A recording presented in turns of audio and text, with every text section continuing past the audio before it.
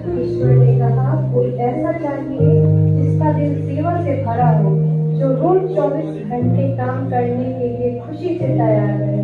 कोई ऐसा जो दूसरों की भलाई के लिए अपना जीवन समर्पित कर सके। ईश्वर ने कहा, मुझको कोई ऐसा चाहिए जो जीवन और मृत्यु देख सके, जो रक्त से ना डरे, जो त्याग के लिए हमेशा तैयार रहे, जिसमें जन्म और मृत्यु दोनों देखने की साहस है। पहले के समय में लोग अस्पताल में जांच के लिए न जाकर अंधविश्वास और तांत्रिकों पर भरोसा करते थे, जिस कारण बहुतों ने अपनी जान गंवा दी और कुछ लोग गंभीर बीमारियों के शिकार हो गए।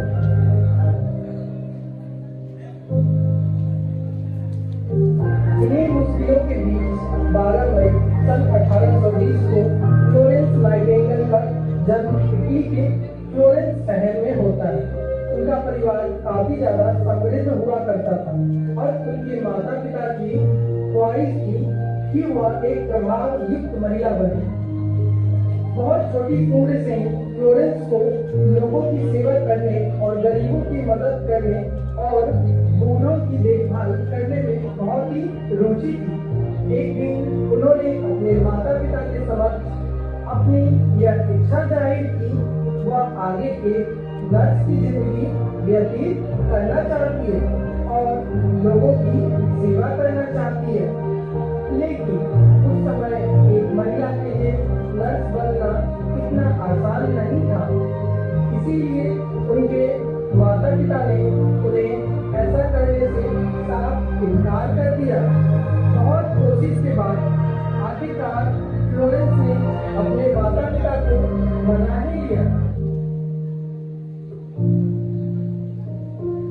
सन 1844 में फ्लोरेंस का दाखिला लंदन हॉस्पिटल जर्मनी में एक नर्सिंग छात्रा के रूप में हुआ। अपनी पढ़ाई पूरी करने के बाद फ्लोरेंस लंदन वापस लौट गए और यहीं से उन्होंने मिडिल सेक्स हॉस्पिटल के नर्सिंग कैरियर की शुरुआत की। वह अपने प्रोफेशन में अत्यधिक समर्पित और प्रभावशाली थी, जिसके कारण उन्हें 1 वर्ष के अंतराल में सुपरिटेंडेंट की पद पर प्रमोट कर दिया गया।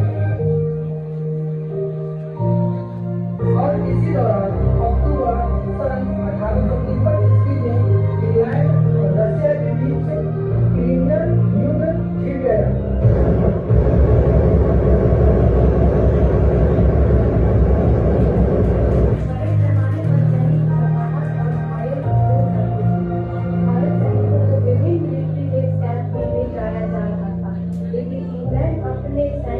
लेकर काफी परेशान था।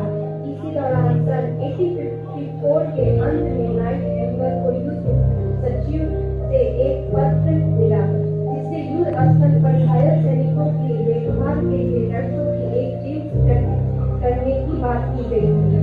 नाइटिंगेल ने 34 नर्सों की एक टीम इकट्ठी की और उसके साथ टर्की चले गए, जहां उनकी ड्यूटी लगाई गई। जब वे टर्की पहुंची तो भीड़ भाड़ और स्वच्छ वाले अस्पतालों को देख हैरान रह गए।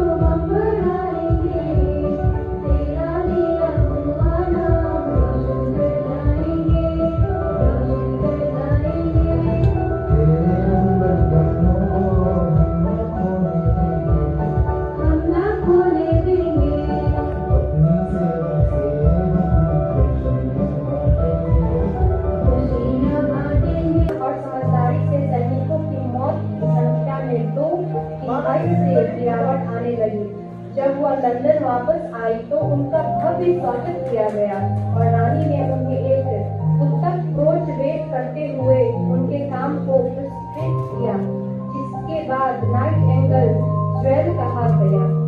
इसी के साथ उन्हें 2,50,000 की नकद राशि भी मिली, जिसका उपयोग उन्होंने आगे के स्वास्थ्य कार्य में करने का निर्णय लिया। सन 1860 ईस्वी में उन्होंने सेंट थॉमस हॉस्पिटल की स्थापना के लिए अपनी पुरस्कार राशि का उपयोग किया और यहीं पर उन्होंने नर्सों के लिए नाइटिंगेल ट्रेनिंग स्कूल के नाम से पहला प्रशिक्षण स्कूल शुरू किया। इसके बाद नाइटिंगेल सार्वजनिक प्रशंसा के पात्र बन गई। युवा महिलाएं उनके जैसा पढ़ने की ख्वाहिश करने लगी और उच्च वर्ग के लोग भी ट्रेनिंग स्कूल में दाखिला लेने लगे।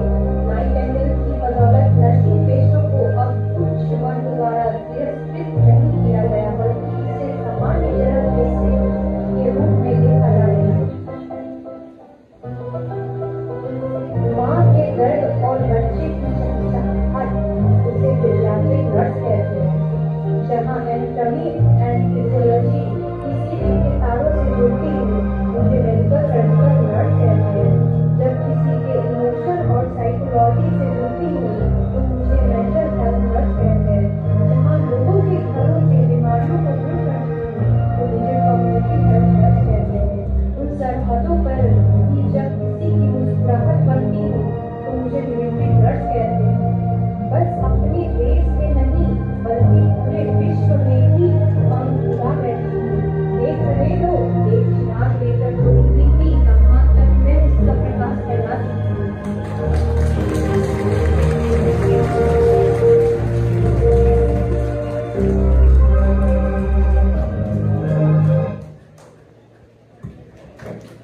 बहुत बहुत धन्यवाद। माला की जिंदगी